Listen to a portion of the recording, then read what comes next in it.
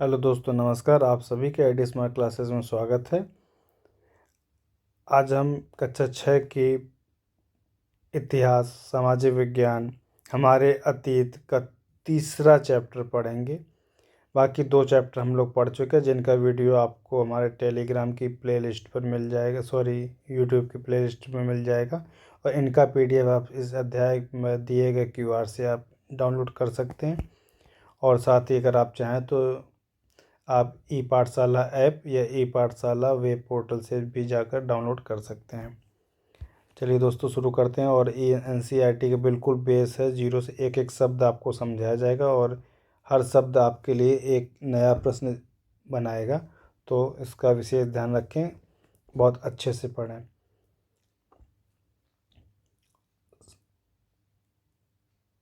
एक बुक के सभी अध्याय ख़त्म होने के बाद हम लोग इसके सिनॉप्सिस पर डिस्कशन करेंगे। बिल्कुल 1 से 2 पन्ने में पूरी बुक का सार आपको मिल जाएगा, जहाँ से ये आपको एग्ज़ाम टाइम रिवीजन करने में बहुत आसान रहेगा।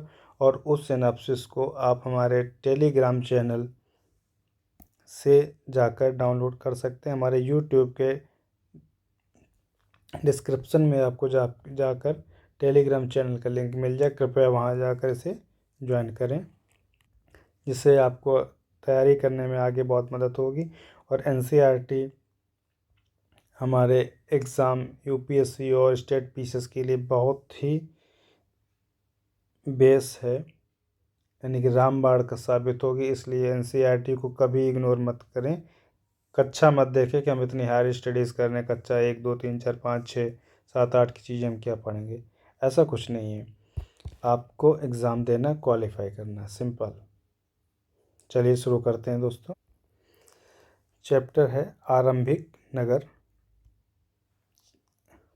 आरंभिक नगर, इसके बारे में चर्चा करेंगे हम लोग।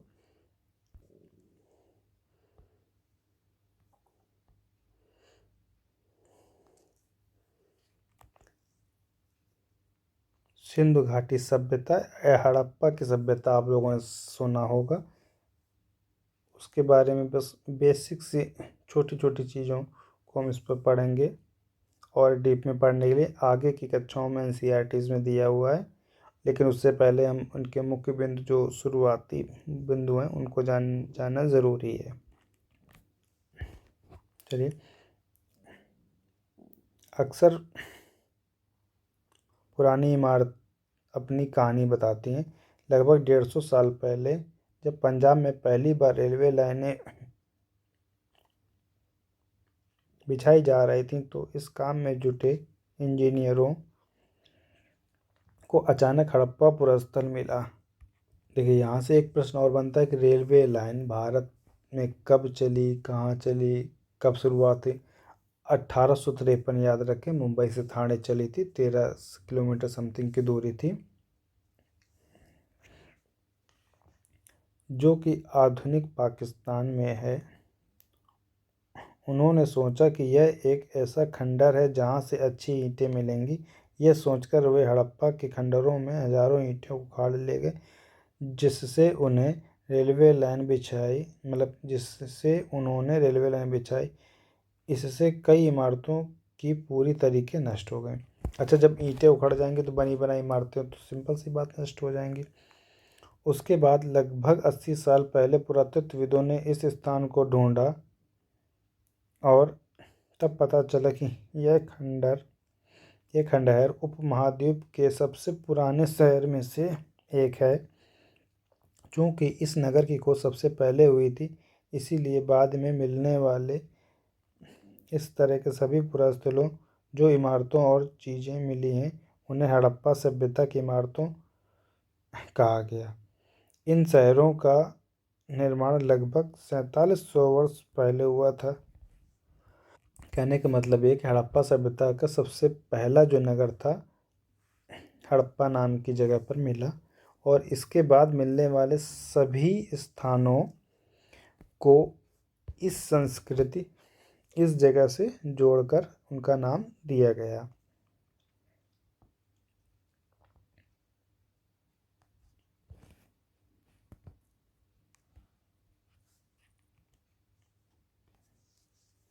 जैसे ये लिखा हुआ, प्रायः इमारतों को तोड़कर उनकी जगह नए भवन बनाए जाते हैं। क्या तुम्हें लगता है कि पुरानी इमारतों को सुरक्षित रखना चाहिए? अब यहाँ से मेंस का क्वेश्चन बनता है, मेंस एग्ज़ाम का, कि क्या पुरानी इमारतों को तोड़कर नए भवन बनाना उचित है या अनुचित है, इसकी विवेचना करें या तर्क संगत उत्तर दें। तो आपको दोनों पक्ष में उत्तर देना है कि देखिए, जैसे पुरानी इमारतें, इनको तोड़कर बनाना तो कहीं ना कहीं हमारी जो संस्कृति है, हमारे जो पुरानी इमारतों का जो बनाने का तरीका, आकार, उनका नक्शा, उन पर आर्किटेक्ट आज के समय का जो यूज़ हुआ उसको हम कैसे जानेंगे। इस वजह से ऐसे आप तर्कसंगत कई चीज़ों को जोड़कर, इनके विभिन्न पहलुओं को लेकर आप इनका आंसर दे सकते हैं। आर्थिक रूप से, जैसे कि अगर पुरानी इमारतें, जैसे कि आप ताजमहल है, लाल किला, इन पर देखिए कितना टूरिज्म बढ़ रहा है, आगे लोग दूर दूर से जाते हैं देखने। अगर इनको तोड़ के नए बिल्डिंग बना दिए जाए, मॉल, आज आज के समय में सभी जगह मॉल्स हैं, लेकिन पुरानी इमारतों की तुलना में मॉल्स उतना रेवेन्यू जनरेट नहीं कर पाएंगे। अब देखें इन नगरों की विशेषता क्या थी।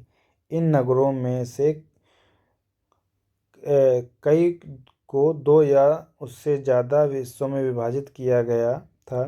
प्रायः पश्चिमी भाग छोटा तथा पश्चिमी छोटा था लेकिन ऊंचाई पर बना था, और पूर्वी हिस्सा बड़ा था लेकिन निचले हिस्से पर था। ऊंचाई वाले भाग को पुरातत्वविदों ने नगर का दुर्ग कहा और निचले भाग को नगर का हिस्सा, निचला नगर कहा। दोनों हिस्सों की चार दीवारियां पक्की ईंटों से बनाई गई जाती थी। इसकी ईंटों को अच्छी तरह पकी, मतलब इसकी जो ईंटें थी अच्छी तरह पकी थी कि हजारों साल बाद आज तक उनकी दीवारें खड़ी रहें। दीवार बनाने के लिए ईंटों की चिनाई इस तरह करते थे कि दीवारें खूब मजबूत रहें। अब देखिए ये बात क्या कहती है, पहले के समय में जो मटेरियल यूज़ होता था, जो टेक्निक यूज़ होती थी, वो बड़ा, उनकी ड्यूरेबिलिटी बहुत थी। आज भी ईंटें चल, आज के समय के आप देखिए घर बनाए, उनमें तुरंत नमी हो जाती है और उनमें नमी के साथ साथ वो झड़ने लगती हैं, ख़राब होती हैं। लेकिन पहले के समय की दीवारें देखो कितना अच्छी थी। जैसे आज के जो ब्रिज बनते हैं, कुछ सालों बाद ही क्रैक्स आ जाते हैं, गिरने लगते हैं, टूटने लगते हैं, झड़ने लगते हैं। अब पुराने अगर ब्रिजों की बात करो, जैसे कि अभी आपका हावड़ा वाला ब्रिज हो गया, कितने बेहतरीन तरीके से, इतना वर्कलोड है उस पर, फिर भी बहुत अच्छा चल रहा है।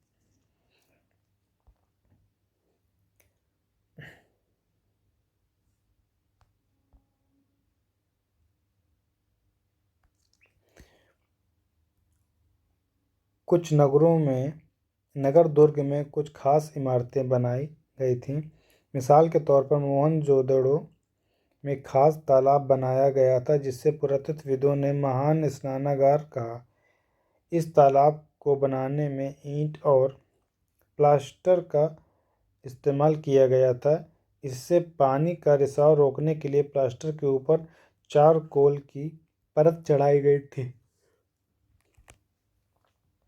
इस सरोवर में दो तरफ से उतरने के लिए सीढ़ियां बनाई गई थीं और चारों ओर कमरे बनाए गए थे।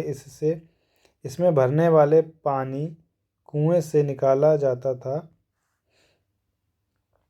इसमें जो पानी भरा जाता था उसको कुओं से भरा जाता था। उपयोग के बाद इसे खाली कर दिया जाता था। शायद यहाँ विशिष्ट नगरी विशेष अवसरों पर स्नान किया करते थे। यानी विशिष्ट नागरिक जो थे, सॉरी मैं गलत पढ़ गया, यहाँ विशिष्ट नागरिक विशेष अवसरों पर स्नान किया करते होंगे, ऐसी कल्पना की। सिंधु सभ्यता का सबसे बड़ा स्नानागार कहाँ से मिला? मोहनजोदड़ो से। इंग्लिश में मोहनजोदाड़ो भी कहते हैं, डोंट माइंड। इसको थोड़ा सा ऐसे बनाया, आपको नज़र आए लिखा हुआ ये। मोहनजोदाड़ो सबसे बड़ा स्नानागार मोहनजोदाड़ो से मिला। मोहनजोदाड़ो इस समय वर्तमान में कहाँ पर है? पाकिस्तान। कहाँ है? पाकिस्तान में स्थित है, सिंधु नदी के किनारे। क्योंकि सिंध सभ्यता भी इसका दूसरा नाम है, सिंध नदी सभ्यता, इसलिए कहा कि ये पूरी की पूरी सभ्यता सिंध नदी के किनारे बसी है।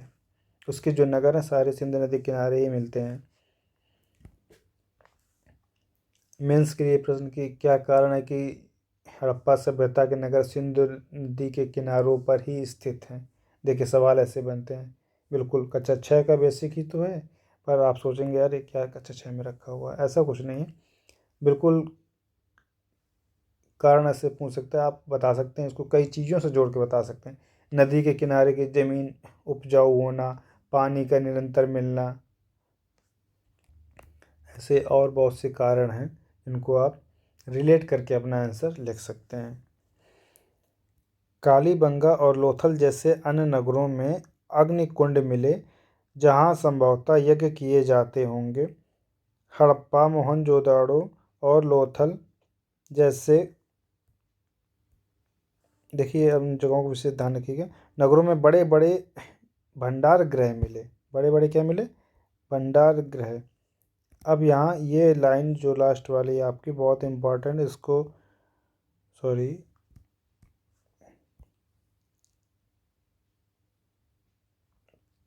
एक एक शब्द और लाइन इसका विशेष तौर पर नोट डाउन कर लें।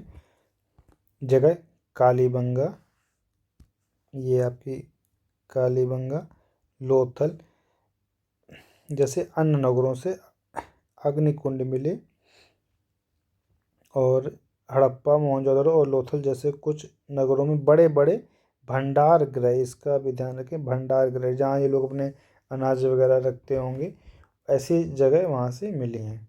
अब इनको आइए हम लोग मैप पर एक बार कुछ जगहों के नाम देखते हैं। ये आपका मोहनजोदाड़ो, सिंधु नदी, देखिए आपकी एक बार सिंधु नदी की लोकेशन बताते हैं आपको। ये जो है सिंधु नदी है, ऐसे सिंध में आकर ये झेलम मिलती है, फिर ये चेनाब, इसमें फिर रावी नदी, और ये आपकी फिर ये सतलज, ये सारी नदियाँ आकर सतलज में फाइनली मिलती, फिर सतलज अंत में सिंध से मिलती है।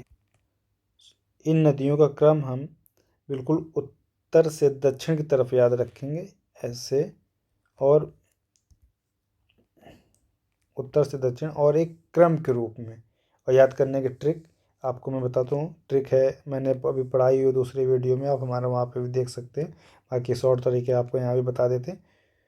सुनो जूनियर सी आर्स, सुनो जूनियर सी आर्स, ये आपकी सिंध हो गई, झेलम, चेनाब, रावी और सतलज।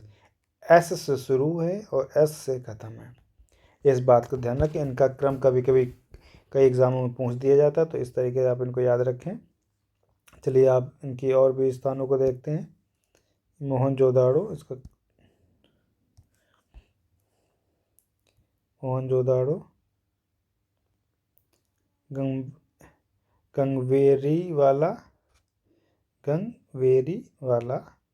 कालीबंगा, राखीगढ़ी, कालीबंगा आपका ये है और राखीगढ़ी आपका ये,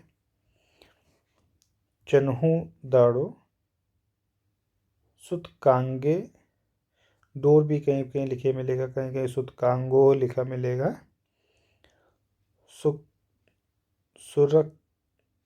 सुरकोटदा, सुरकोटदा भी मिल जाएगा, सुरकोटदा, धौलावीरा, लोथल, ऐसी और भी कुछ जगह हैं जो उत्तर भारत में स्थित हैं, जो मेरठ के पास एक आलमगीर जगह मिलेगा, उनको हम लोग आगे देखेंगे।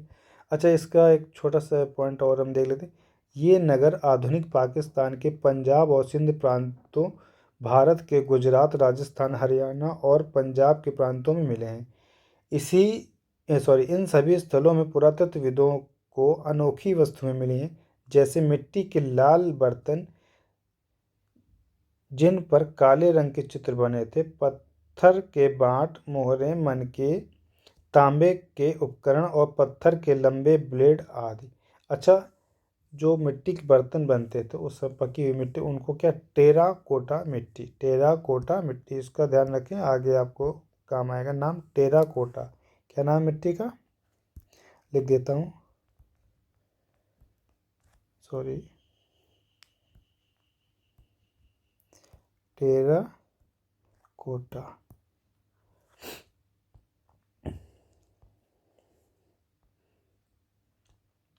देखिए महान स्नानागार जो आपका मोहनजोदाड़ो से मिला था उसकी एक तस्वीर है।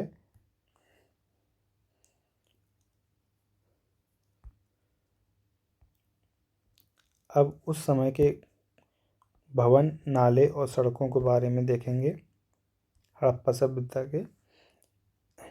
इन नगरों के आम तौर पर एक या दो मंजिले मतलब होते थे। इन नगरों के घर जो होते थे, घर के आंगन में चारों ओर कमरे बनाए जाते थे। अधिकांश घरों में एक अलग स्नानागार होता था और कुछ घरों में कुएं भी होते थे। आप इस बात को आज से तुलना कर लें कि आज के समय में कुछ घरों में पानी की सुविधा नहीं होती है, वो लोग स्टोरेज रखते हैं उसको पानी का। कुछ घरों में आज के समय में हैंडपम्प्स या समर्स लगी हुई हैं। तो सेम इसी प्रकार पहले का भी पैटर्न था। इसको आज के समय में इसी का भी अगर पूछा जाए प्रश्न आपसे मेंस में, तो ऐसे आप कह सकते हैं कि सिंधु घाटी सभ्यता से आज के समय में इस प्रकार से चीज़ों को हम अपना रहे हैं। बस उसका एक मॉडिफिकेशन हो चुका, बाकी एक वे वही है।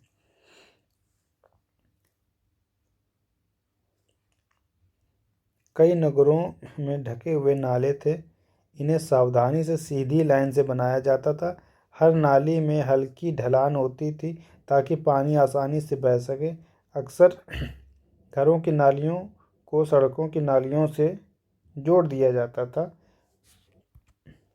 जो कि बाद में बड़े नालों से मिल जाती थी। नालों के ढके होने के कारण इनमें जगह जगह पर मैन होल बनाए गए थे, जिनके जरिए इनकी देखभाल और सफाई की जा सके।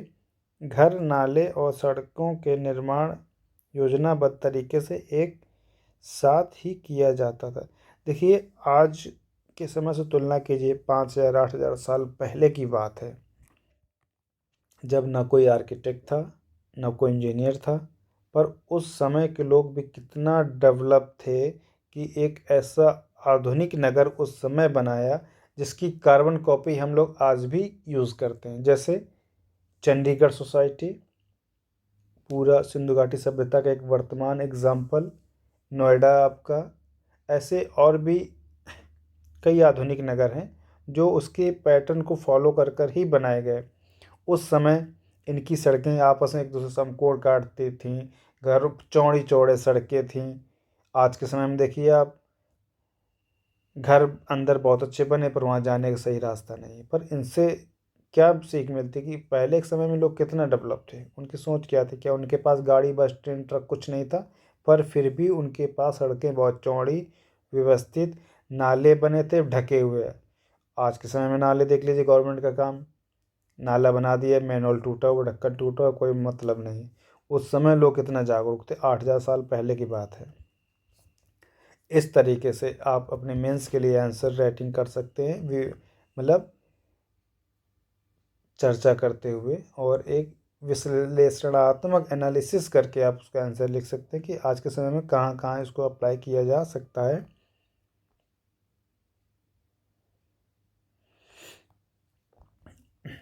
देखिए अब जैसे यहाँ एक लिखा हुआ है कि यहाँ पर वर्णित घरों और पिछले अध्याय में वर्णित घरों में तुम्हें क्या अंतर दिखाई पड़ता है, क्या आप बता सकते हैं। अरे इन घरों में ईंटों का प्रयोग हुआ है, हाँ ईंटों का, और ये बाकायदे ज़मीन के ऊपर बनाए जाते थे। पहले के घर क्या थे, लोग अब खोद के नीचे बना लेते थे, एक तलघर टाइप का। अब देखते हैं नगरीय जीवन, कि उस समय नगरीय जीवन क्या था। हड़प्पा के नगरों में बड़ी हलचल रहा करती होगी। यहाँ पर ऐसे लोग रहते होंगे जो नगर की खास इमारतों बनाने की योजना में जुटे रहते थे। ये संभवतः यहाँ के शासक थे। यहाँ भी संभव है कि ये शासक लोगों को बेचकर दूर दूर तक धातु, बहुमूल्य पत्थर और अन्य उपयोगी चीज़ें मंगवाते थे। शायद शासक लोग खूबसूरत मनके तथा सोने चांदी से बने आभूषणों जैसी कीमती चीज़ों को अपने पास रखते होंगे। देखिए, मनके शब्द आया,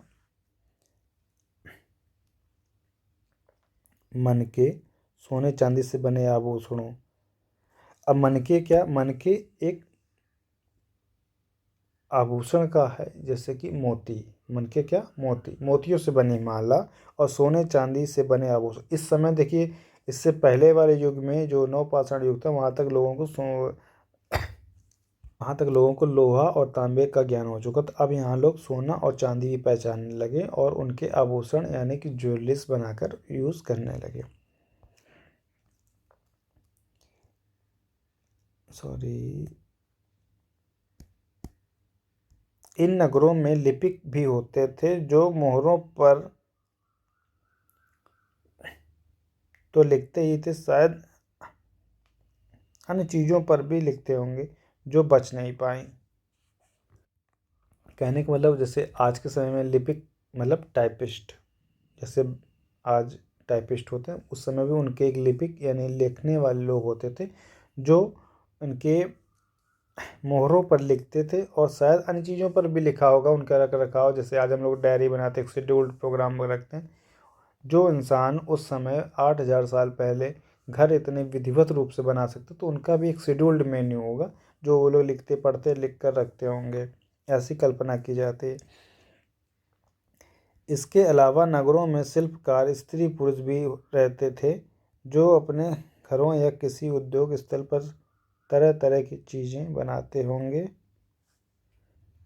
sorry, by mistake mic off हो गया था। देखते हैं, ये जो दो शब्द आया, किस्से कहानियाँ, और सुदूर देशों से किस्से कहानियाँ लाते थे। इसका मतलब क्या हुआ? इसका मतलब कि कल्चर का आदान प्रदान, संस्कृति का आदान प्रदान, दूसरे देशों से जाना, वहाँ से उनकी किस्से कहानियाँ बातें लाना, यहाँ के लोगों को बताना। तो एक तरीके से संस्कृति का ट्रांसमिशन हो रहा है, कल्चर का उनका ट्रांसमिशन हो रहा है। देखिए, उस समय के ये दो चित्र हैं, आप इनको देखें। नगरों के जो घर हैं उनकी दीवारें के अवशेष हैं। ये उनका कुआं है। ये क्या है? कुआं, जिससे पानी भरा करते होंगे।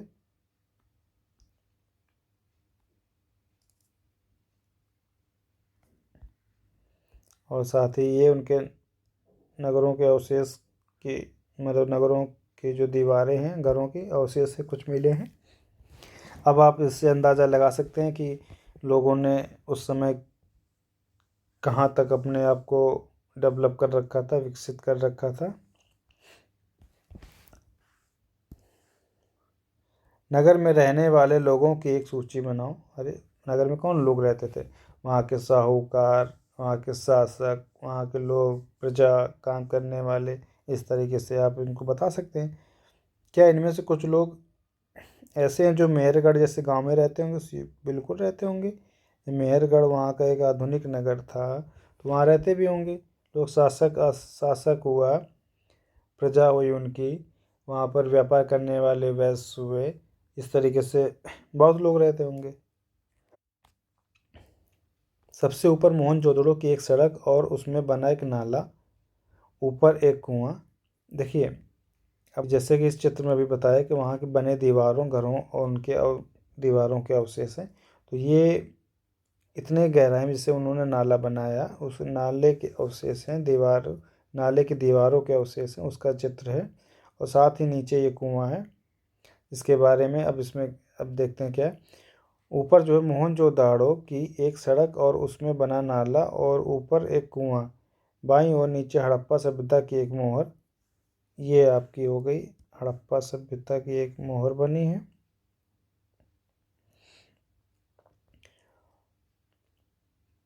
इस पर मोहर के ऊपर एक चिन्ह एक खास लिपि में है। उपमहाद्वीप में पाए गए लेखन यह प्राचीन उदाहरण है। विद्वानों ने इसे पढ़ने की कोशिश की, लेकिन अभी तक ये पता नहीं चल पाया कि इस पर क्या लिखा हुआ है।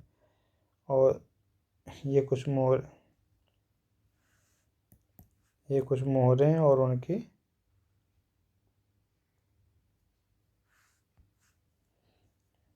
उन पर बने ये कुछ चित्र हैं।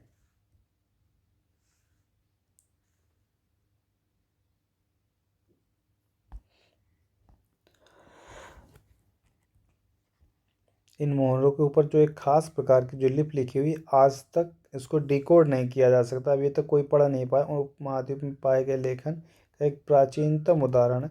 इससे हम ये जान सकते हैं उस समय के लोग भी एक अपने खुद की भाषा में पढ़े लिखे लोग थे। विद्वानों ने इसे पढ़ने की बहुत कोशिश की, पर they can not able to decode, अभी तक इसे डिस्क्राइब नहीं कर पाए। इसका अर्थ यह है कि दाईं ओर नीचे पक्की ईंटों के खिलौने हैं, ये आपकी मोहरें, और इधर आपके जो मोहरों साथ में ये आपके बने खिलौने क्या हैं, मिट्टी के बर्तन खिलौने। इन्हें टेराकोटा मिट्टी बोला गया। क्या? टेराकोटा मिट्टी।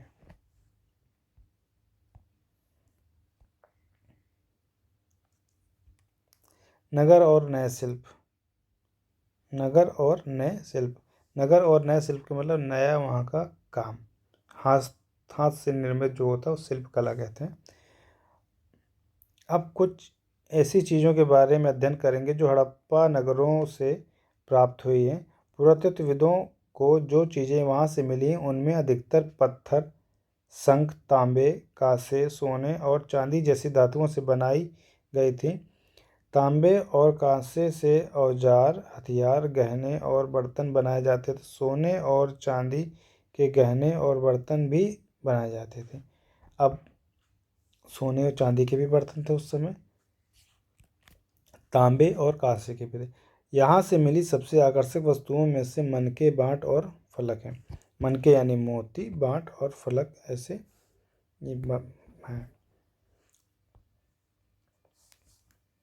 ये जो रखे हुए आज उस समय के बाँट यानी माप तौल का एक माध्यम था।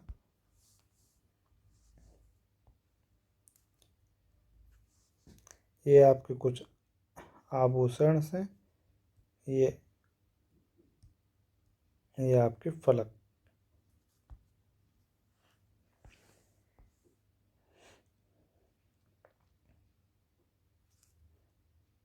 हड़प्पा सभ्यता हड़प्पा सभ्यता के लोग पत्थर की मोहरें बनाते थे। इन आयताकार मोहरों पर सामान्यतः जानवरों के चित्र मिलते हैं। हड़प्पा सभ्यता के लोग काले रंग से डिज़ाइन किए गए खूबसूरत लाल मिट्टी के बर्तन बनाते थे। देखिए आपके लिए बहुत खूबसूरत सा प्रश्न है। अध्याय 2 पिछले वाले क्लास में हम लोगों ने पढ़ा, जिन गांवों के बारे में पढ़ा, वहाँ की कुछ जगहों के नाम जैसे मेहरगढ़ हो गया, कुरनूल की गुफाएं हो गई, ऐसे और भी कुछ नाम थे। उन जगहों में क्या धातु का उपयोग होता था, इस बात का आप लोग कमेंट करके हमें आंसर बताएं। और साथ ही से आपको ये पता चलेगा कि वो समय कौन सा था, कौन सा काल था। पुरापाषाण काल, लघु पाषाण काल, मध्य पाषाण काल, नवपाषाण काल, कौन सा समय था, उस समय क्या धातु थी या नहीं, आपको ये पता चलेगा। प्रश्न ऐसे आएगा, क्या पुरापाषाण काल में धातु का उपयोग होता था, या लघु पाषाण काल में होता था, या मध्य पाषाण काल में होता था, या नवपाषाण काल में होता था। इस प्रकार से प्रश्न एक बनता है। इसका आंसर आप लोग प्लीज़ कमेंट में ज़रूर बताएं। आइए थोड़ा सा अब इसको हम लोग देख लेते हैं। ये जो बाँट बना हुआ उस समय, ऊपर ऊपर पत्थर के बाँट देखो कितने ध्यान से और उपयुक्त तरीके से इन बाँटों को बनाया गया है। इन्हें चर्ट पत्थर से बनाया गया था। पत्थर का नाम है चर्ट। चकमक पत्थर से आग लगी थी, और ये पत्थर कौन सा है? चर्ट। इस पत्थर का नाम ध्यान रखें, चर्ट पत्थर।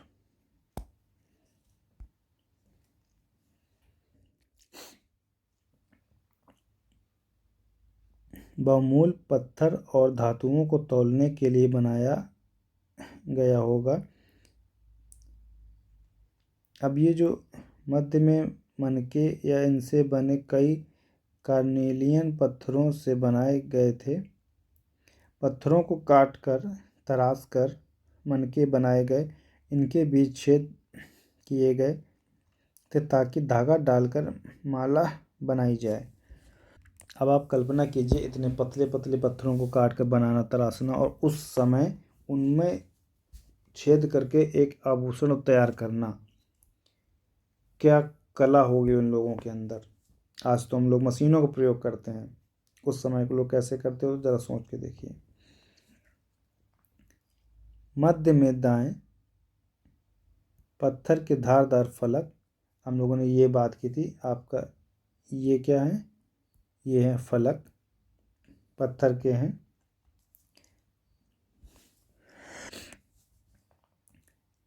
नीचे दाएं कढ़ाईदार वस्त्र, एक महत्वपूर्ण व्यक्ति की पत्थर से बनी मूर्त जो मोहनजोदाड़ो से मिली है। इसमें उसे कढ़ाईदार वस्त्र पहनाए हुए दिखाया गया है। ये जो मिली कहाँ, मोहनजोदाड़ो से मिली है।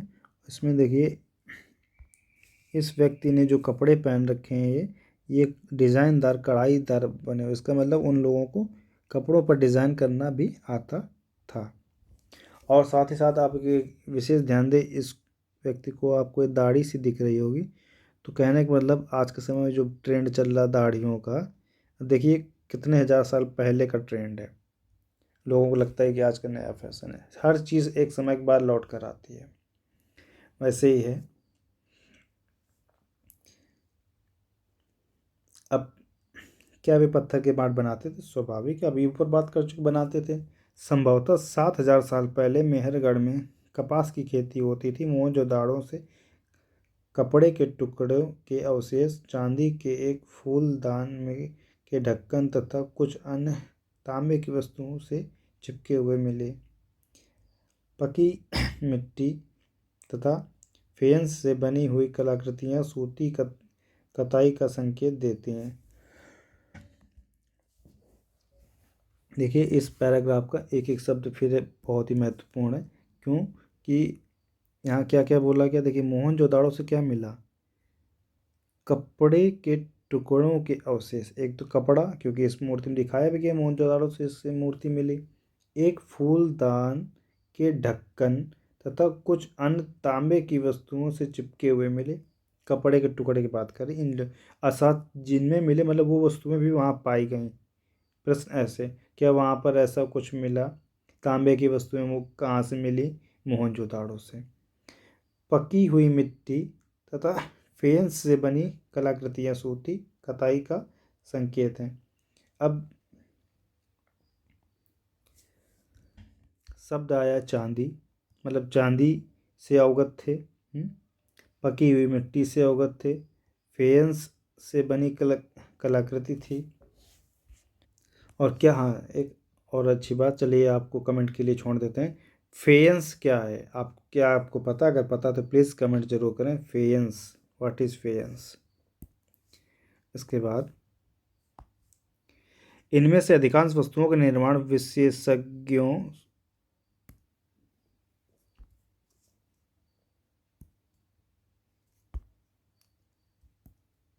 इनमें से अधिकांश वस्तुओं का निर्माण विशेषज्ञों ने किया था, क्योंकि आज भी कुछ बनाना उसका एक निपुण इंसान होता है।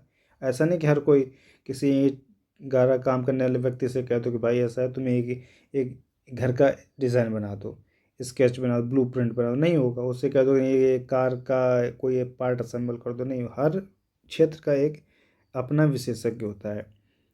विशेषज्ञ उसे कहते हैं जो किसी खास चीज़ को बनाने के लिए खास प्रशिक्षण लेता है, जैसे पत्थर तराशना, मनके चमकाना या फिर मोहरों पर पचकारी यानी पच्चीकारी करना आदि। पचकारी मतलब मोहरों पर जो डिज़ाइनिंग होती है उसकी बात हो रही।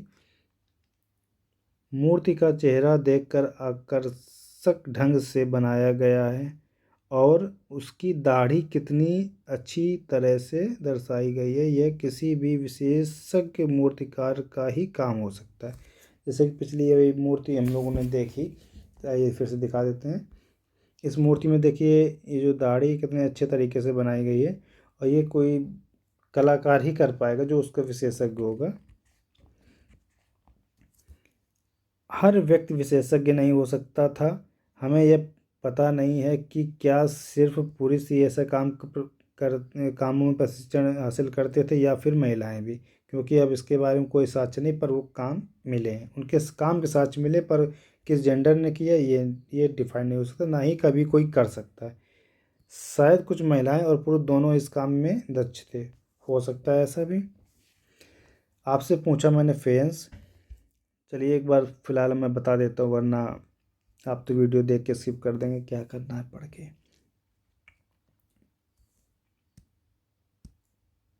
फेंस पत्थर और शंख प्राकृतिक तौर पर पाए जाते हैं, लेकिन फेंस को कृत्रिम रूप से तैयार किया जाता है।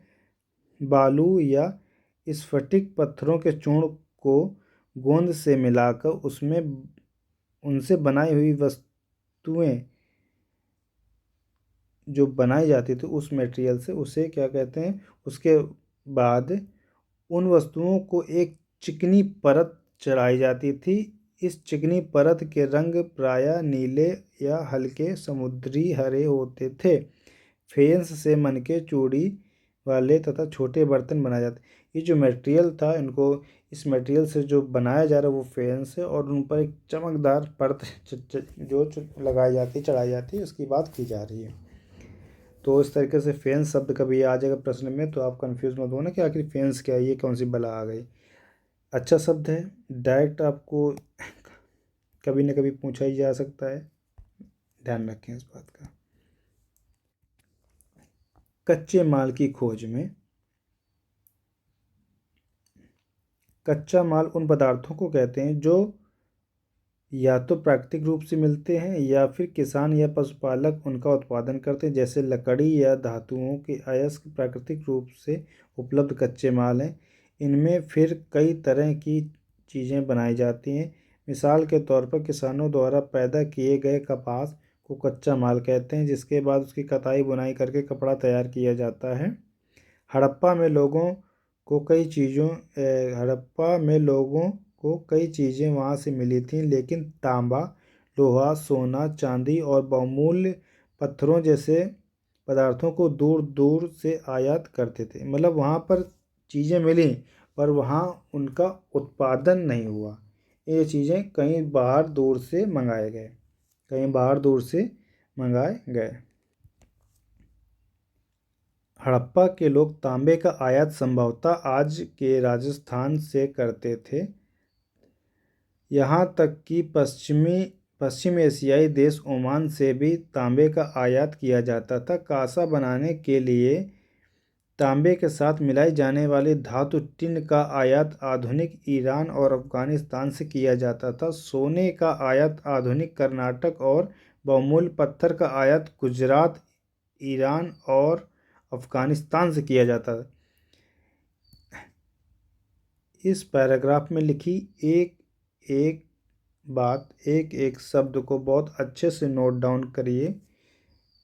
कहाँ से कौन सी धातु मंगाई जा रही है, कहाँ से उसका प्रोडक्शन हो रहा है, बिल्कुल एक एक शब्द और उस देश को जानें और लिखें, नोट डाउन करें। वेरी इम्पोर्टेंट, ये आपका वेरी इम्पोर्टेंट पार्ट है।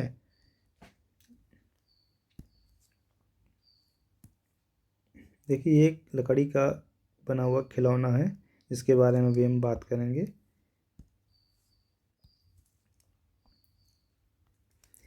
चीज़ों को एक जगह से दूसरी जगह ले जाया जाता था। इन चित्रों को देखो, एक खिलौना है और दूसरी ओर मोहर। दूसरी मोहर आपकी कहाँ पर है? ये एक बनी मोहर है।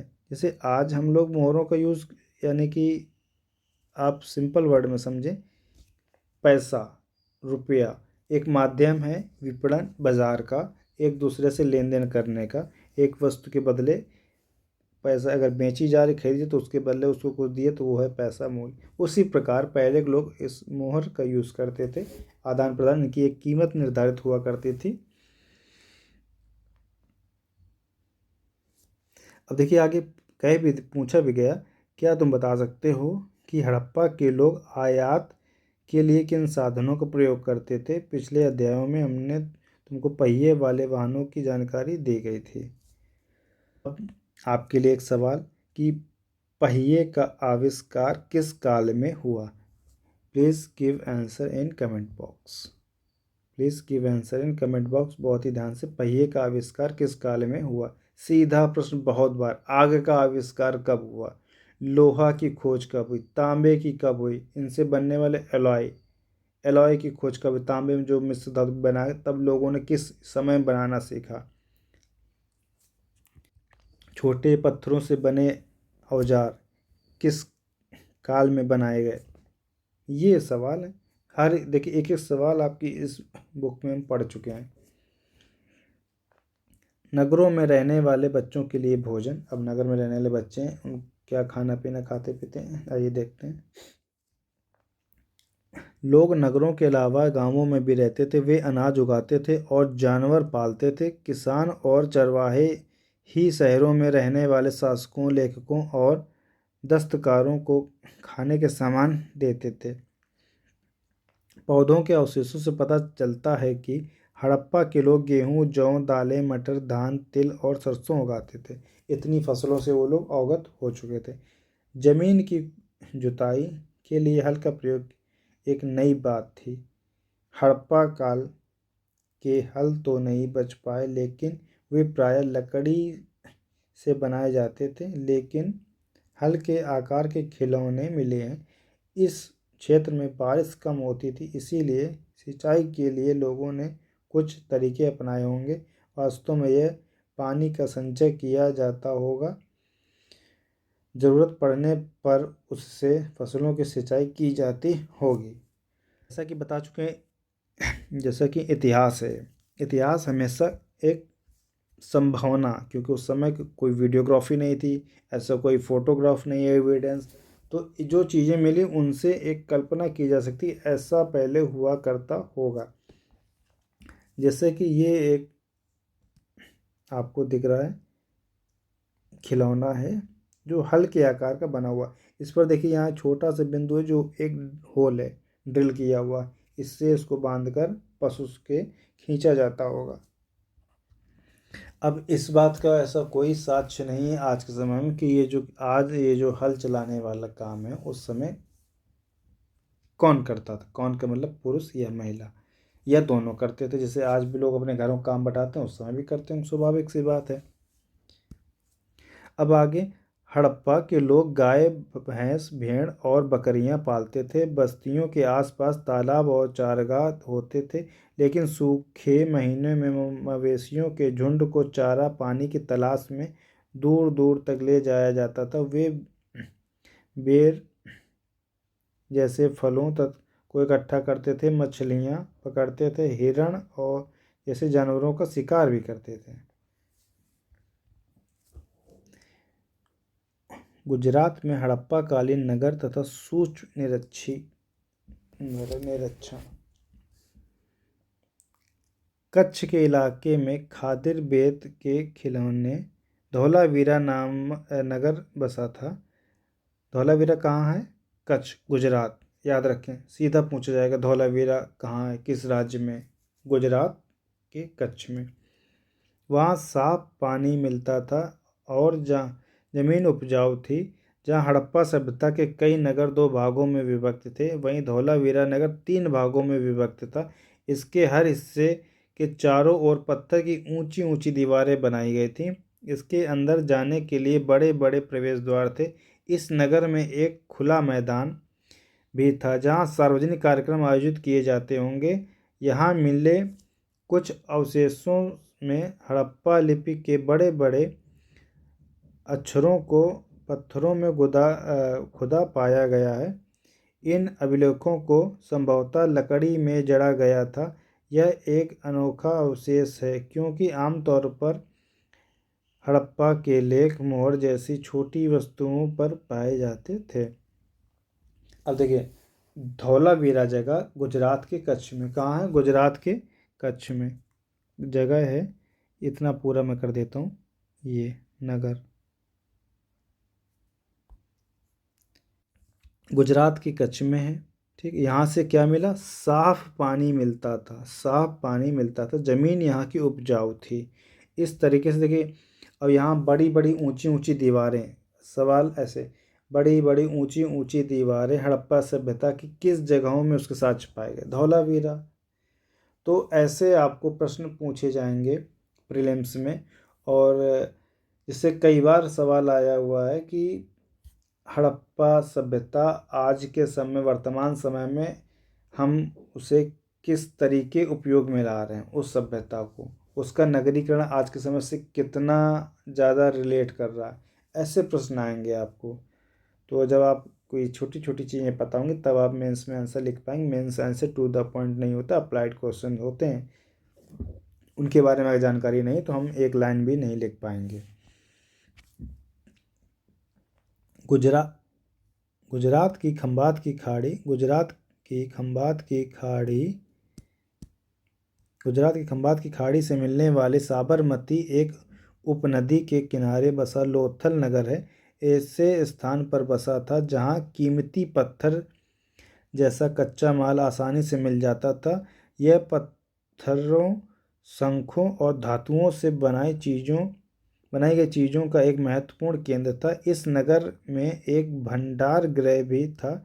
इस भंडार गृह में कई मोहरें और मुद्रांकन या मोहरबंदी गीली मिट्टी पर दबने से बनी उनकी छाप मिले हैं। जैसे आज के समय में जो सिक्के बनते हैं उस पर देखिए प्रेस करके एक आकृति उकेर दी जाती, बना दी जाती, जैसे अशोक स्तंभ बन गया या ऐसा कुछ भी बन गया। तो उस समय क्या कि गीली मिट्टी, जैसे आप खाने से ले लें, कोई खाने वाला जैसे पेड़ा होता है उस पर एक डिज़ाइन बना दी, कोई मिठाई पर डिज़ाइन बना दी, उस छाप दिया, तो गीली मिट्टी उसी प्रकार से आप कह सकते हैं बनाते थे। और साथ ही साथ साबरमती नदी के बारे में पीछे बात की, जो अरब सागर में गिरने वाली नदी, छोटा सा पार्ट है डिस्कस कर ले। अरब सागर में गिरने वाली चार मुख्य नदियाँ, उनमें से तीन बहुत ही मुख्य, माही, नर्मदा और ताप्ती। सबसे ऊपर है साबरमती। तो उसका मैंने ट्रिक बताया था, आप लोग एक बार जाके फिर से देख सकते हैं उसको पिछले वीडियो में। अब लोथल का बंदरगाह, यह बड़ा तालाब लोथल का बंदरगाह रहा होगा। यहाँ समुद्र के रास्ते आने वाली नावें रुकती थी। संभवतः यहाँ पर माल चढ़ाया या उतारा जाता। इस बात से क्या साबित होता है कि लोथल एक बहुत बड़ा व्यावसायिक केंद्र था, जिससे दूर दराज के इलाकों से, दूसरे देशों से लोग आना जाना किया करते होंगे।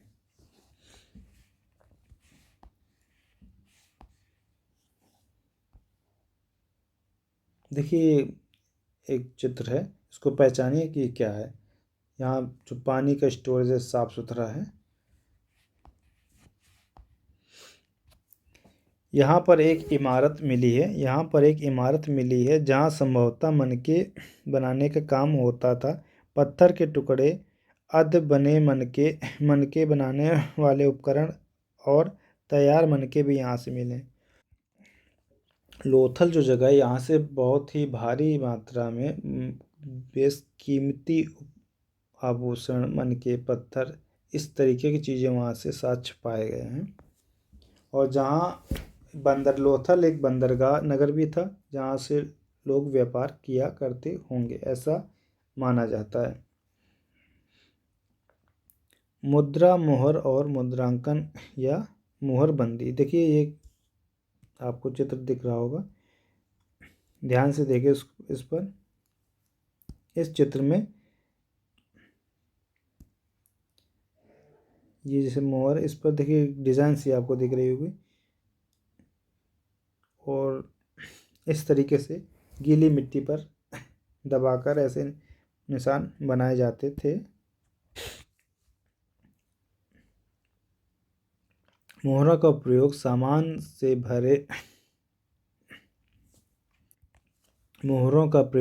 से भरे उन डिब्बों या थैलों को चिन्हित करने के लिए किया जाता होगा, जिन्हें एक जगह से दूसरी जगह भेजा जाता था।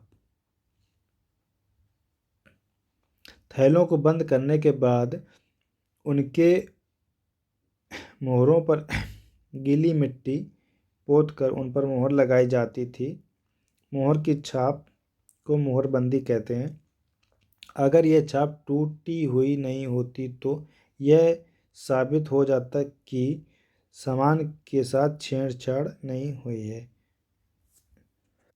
देखिए 8,000 साल पहले कितनी गजब की तकनीक थी लोगों के पास में, ये मोहर लगाने की। जैसे आज के समय में पुलिस काम करती है, कहीं भी जाती, किसी कोई सामान को या कोई घर को सील करना हो तो उस पर मोहर लगा के अपना एक सील लगा के मोहर लगा देती थी। अगर वो सील तोड़ दी गई तो समझ में आता था कि नहीं, ये प्रोडक्ट खुला हुआ है या यूज़ किया हुआ है। जैसे आज भी कुछ सामान पैक मिलता है तो उसको बाकायदा सील पैक करते हैं, ये उसी का एक मॉडिफिकेशन किया हुआ रूप है। ठीक है, तो इन छोटी छोटी बातों से हम ये सीखेंगे कि हमें अपने पूर्वजों से क्या क्या मिला, उनकी हम कौन कौन सी चीज़ों को आज किस तरीके उनकी संस्कृति को यूज़ कर रहे हैं। यही तो आंसर राइटिंग का मतलब होता है कि आपने क्या पढ़ा और उसको कैसे अप्लाई किया, या आपके आसपास वो कहाँ यूज़ हो रही है, उसको आप किस स्तर तक देख पाते हैं कि ये पहले भी तो ऐसे हुआ करता था।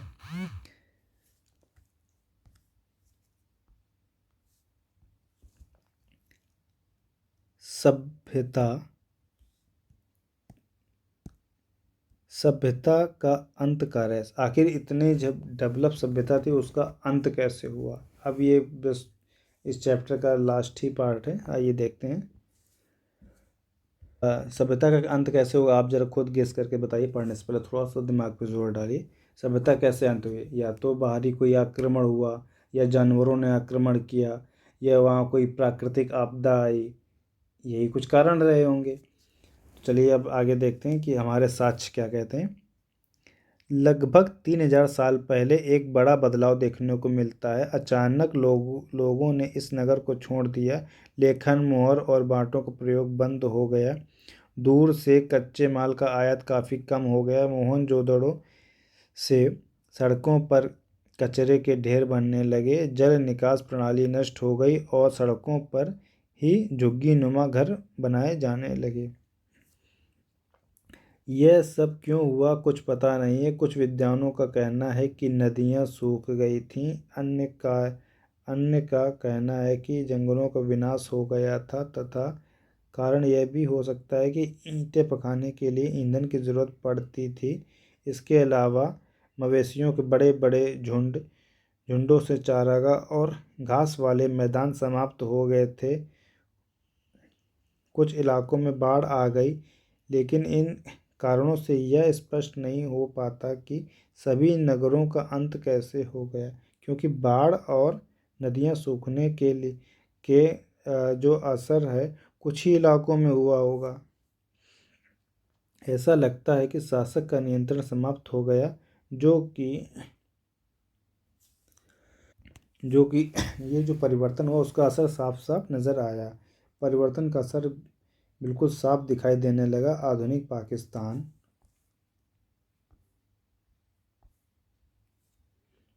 पाकिस्तान के सिंध और पंजाब की बस्तियां उजड़ गईं। कई लोग पूर्व और दक्षिण के इलाकों में कई नई और छोटी बस्तियों में जाकर बस गए। इसके बाद लगभग 1400 साल बाद नए नगरों का विकास हुआ। इनके बारे में हम आगे आने वाले वीडियोस में पढ़ेंगे। चलिए दोस्तों, अब इस अध्याय में हम लोगों ने बहुत से चीज़ों को जाना जिनसे आने वाले कई प्रश्नों को हम हल कर सकते हैं। आप प्रीवियस ईयर के प्रश्न उठा के देखिए, सीधा प्रश्न आया है इन सभी चैप्टर्स से। तो हमारे लिए बहुत ही महत्वपूर्ण चैप्टर है, इनको इग्नोर मत करें। हमेशा हर कोई कहता था, सबकी जुबान में मिलेगा कि एनसीईआरटी बेस, अगर आप पूरा एनसीईआरटी ही अच्छे से पढ़ लेंगे एक एक शब्द, तो आपको कहीं ना कहीं 40% से ज़्यादा मदद आपको मिल जाएगी प्रीलिम्स एग्ज़ाम्स के लिए। और आंसर राइटिंग के लिए तो फिर कहना ही क्या, क्योंकि आपके पास कलेक्शन होगा डेटा का। उसके बाद हम लोग इन प्रश्नों को देखेंगे, और ये प्रश्न आप सभी से निवेदन है कि प्लीज़ इनको हल करने की कोशिश करें एक एक करके। जैसे पुरातत्वविदों को कैसे ज्ञात हुआ कि हड़प्पा सभ्यता के दौरान कपड़ों का उपयोग होता था। अभी हम लोगों ने देखा कि हड़प्पा सभ्यता में कपड़े में कहाँ से मिले, किन चीज़ों से चिपके मिले और कैसे मिले।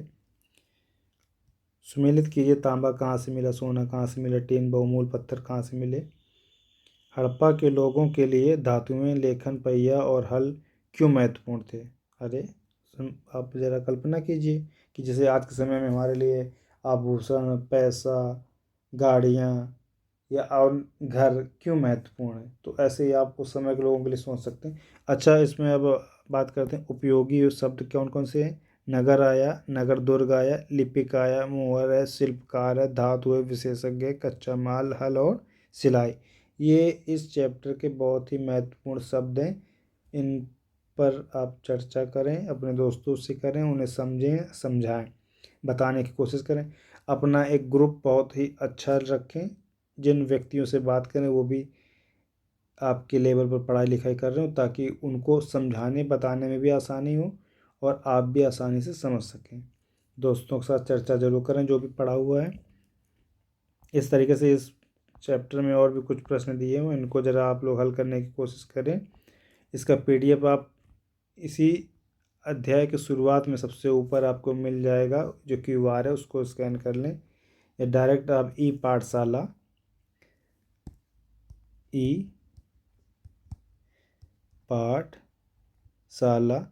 आप ऐप डाउनलोड कर सकते हैं, या फिर आप इनकी वेब पोर्टल से जाकर आप लोग इसको PDF डाउनलोड कर सकते हैं। सिंपल से आप इसको जो QR है इसका स्क्रीनशॉट लेकर आप इसको स्कैन कर लीजिए, बिल्कुल एक चैप्टर आपको डायरेक्ट मिल जाएगा। बहुत बहुत धन्यवाद दोस्तों वीडियो देखने के लिए, साथ बने रहने का। और मैं हर वीडियो के माध्यम से आप सभी तक NCERTs की बेसिक्स चीज़ों को पहुँचाऊँगा, आप तक पहुँचेंगी। और इसको ज़्यादा से ज़्यादा अपने दोस्तों के साथ शेयर करें, ताकि और भी लोग इस माध्यम से जुड़ सकें। और फ्री में, बिल्कुल टोटली फ्री, किसी प्रकार कोई पेड ऐप नहीं है, आप शिक्षा को पा सकें और अपनी प्रतियोगिता में सफल हो सकें। धन्यवाद दोस्तों, नमस्कार। अब मिलते हैं फिर एक नए वीडियो के साथ, नई क्लास के साथ और नए टॉपिक के साथ। बाय दोस्तों।